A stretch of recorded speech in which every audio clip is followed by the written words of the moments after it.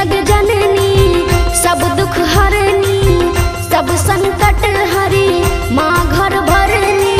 फेरी ना हम पर नजरिया, घेरे ना दुख के बदरिया।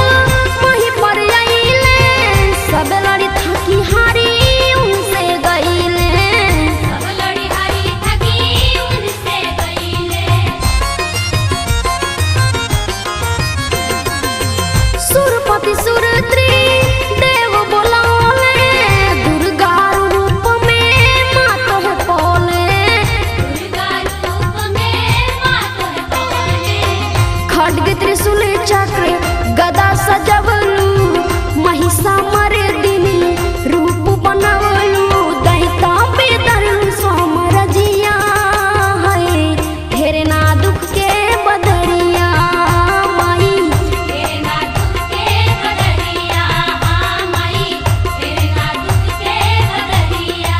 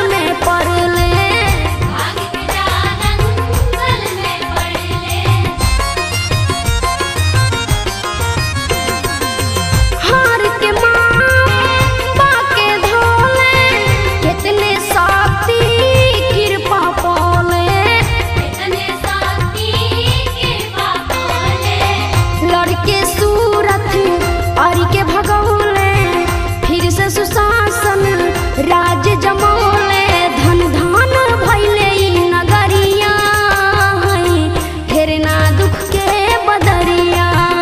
माई घेरे ना दुख के बदरिया, माई घेरे ना दुख के बदरिया।